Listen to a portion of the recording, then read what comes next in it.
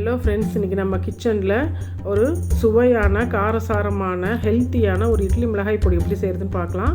இதுக்கு ஒரு பேனில் 1 டேபிள் ஸ்பூன் கருப்பு எள்ளை எடுத்து எண்ணெய் ஊற்றாமல் அதை ட்ரை ரோஸ்ட் பண்ணி எடுத்துக்கோங்க. இது வெடித்து வாசனை வர அளவுக்கு அதை நம்ம வறுத்து எடுத்துக்கலாம். கருப்பு எள்ளு வந்து ரொம்ப ஹெல்த்தியான ஒன்று, அதனால் நீங்கள் எடுத்துக்கலாம்.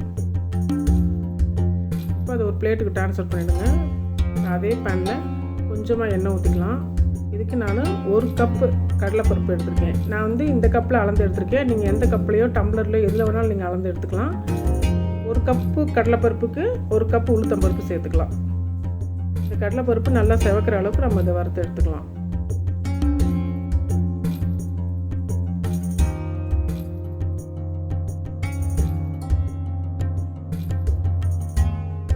இப்போ இதை நம்ம ஒரு பிளேட்டில் கொட்டி இதை நம்ம ஆற வச்சிடலாம்.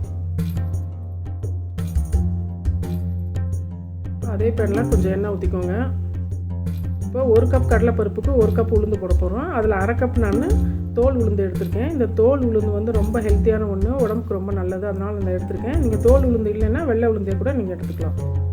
இதையும் நல்லா செவக்கிற அளவுக்கு வறுத்து நம்ம அதை பிளேட்டுக்கு ட்ரான்ஸ்ஃபர் பண்ணிக்கலாம்.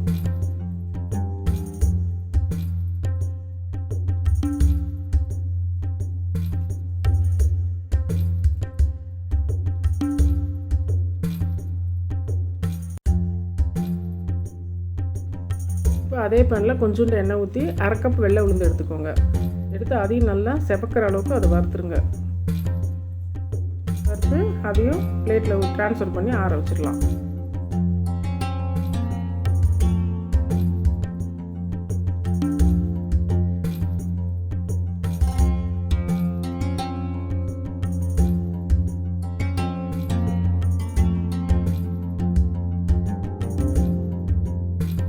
அதே பேனில் கொஞ்சம் எண்ணெய் ஊற்றி ஒரு கைப்பிடி அளவுக்கு நல்லா பச்சை கருவேப்பிலை எடுத்து அதை நம்ம வறுத்து எடுத்துக்கலாம். கருவேப்பிலை ரொம்ப ஹெல்த்தியான ஒன்று, இந்த பொடிக்கு ரொம்ப வாசம் கொடுக்கும். இது கருவேப்பிலையே சாப்பிடாதவங்க கூட நீங்கள் இந்த மாதிரி பொடியில் கலந்து அவங்களுக்கு கொடுக்கலாம். இந்த கருவேப்பிலையே ரொம்ப வறுக்க வேண்டாம், கொஞ்சம் அந்த ஈரத்தன்மை போகிற அளவுக்கு நம்ம வறுத்து அதையும் பிளேட்டில் ட்ரான்ஸ்ஃபர் பண்ணி அதை ஆற வச்சுக்கலாம். இது கூட நான் 5 மிளகாய் வத்தலும் ஒரு 6-7 காஷ்மீரி மிளகாய் வத்தலும் சேர்த்து எடுத்திருக்கேன். வெறும் சாதா மிளகா கூட சேர்த்து வறுத்துக்கலாம்.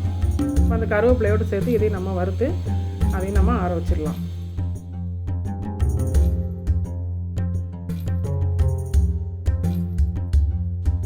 அப்படி கொஞ்சமாக ஒரு 1/2 டீஸ்பூன் எண்ணெய் ஊற்றிக்கோங்க. அதில் ஒரு 10 பூண்டு பல்லை போட்டு அதை லேசாக நம்ம வறுத்து எடுத்துக்கலாம்.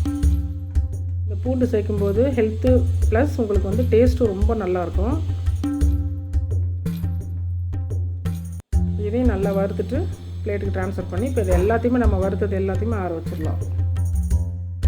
இப்போ இந்த பருப்பு இதெல்லாம் நல்லா ஆறுனதுக்கப்புறமா அதை ஒரு மிக்ஸி ஜாருக்கு ட்ரான்ஸ்ஃபர் பண்ணி இப்போ அதை நம்ம நைஸாக பொடி பண்ணி எடுத்துக்கலாம்.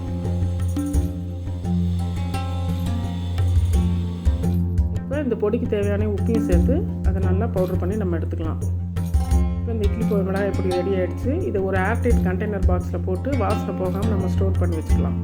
இது வந்து இட்லி, தோசை எல்லாத்துக்குமே ரொம்ப சூட்டபிளான சைட் டிஷ். நீங்கள் வந்து சூடான ரைஸில் கூட நல்ல நெய்யை ஊற்றி கூட நீங்கள் பிசைஞ்சு சாப்பிட்லாம். இது ரொம்ப ஹெல்த்தியான ஒன்று. இதை நீங்கள் கண்டிப்பாக உங்கள் வீட்டில் நீங்கள் ட்ரை பண்ணுங்கள். வீடியோ உங்களுக்கு பிடிச்சிருந்தா லைக் பண்ணுங்கள், ஷேர் பண்ணுங்கள். விஜயராம் ரெசிபீஸ்க்கு சப்ஸ்கிரைப் பண்ணுங்கள்.